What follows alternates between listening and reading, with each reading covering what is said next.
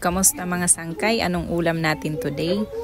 Syempre, panibagong araw, panibago na namang recipe ang matututunan natin. For today's video, meron tayong sweet and sour chicken. Ang sarap. But of course, bago ko i-recommend sa inyo, titikman ko muna at talaga namang napakasarap nito. Manamis-namis, masarsa at talagang huli ang panlasang Pinoy.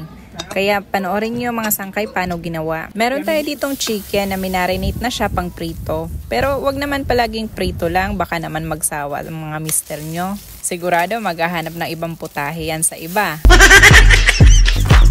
Joke lang. So yung marinated chicken, nilagyan lang ng egg at cornstarch. Tapos ay minekos-mekos. Ganyan lang mga sangkay, basic na basic pag magpiprito.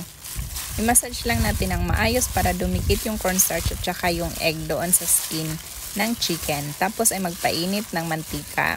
Saka ilagay yung mga chicken at hayaan lang natin na ma-deep fry para lutong-luto talaga at crispy. So wait lang natin siya hanggang sa maging brownish yung kulay niya. Tapos hanguin kapag kaluto na, palamigin. Tapos gawin na natin sarsa, tomato sauce. Ayan mga sangkay, ubusin na lang natin yung isang pouch. Tapos lagyan ng konting tubig, konti lang. Then halu-haluin lang muna siya. Tapos ilagay din natin yung oyster sauce. Actually optional yung oyster sauce. Tapos lagyan ng konting suka. Yun lang mga sangkay at konting asukal din. Mekos-mekos lang natin ulit hanggang sa mahalo siya.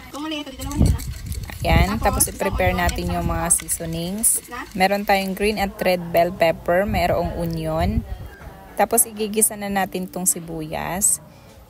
Ayan mga sangkay. Pagkatapos natin igisa yung sibuyas, i-add na rin natin pati yung green at red bell pepper. Ang bango na.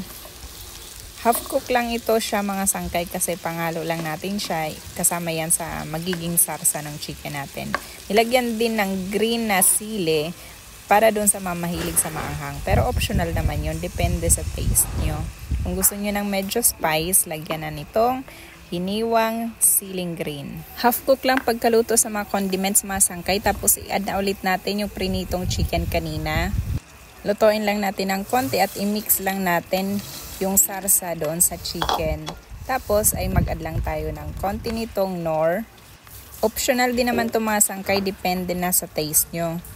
At of course, itong pang finale, lagyan natin ng pineapple chunks. Ito ang isa sa nagbigay ng flavor at lasa niya talaga, itong pinya.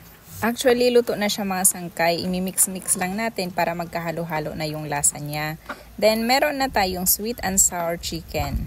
Subukan nyo rin yung simple recipe na ito mga sangkay. Sigurado, hindi lang matutuwa sa mister nyo, kundi pati ang mga anak nyo. Kasi ito talaga ang paborito ng mga bata, yung medyo manamis-namis na timpla.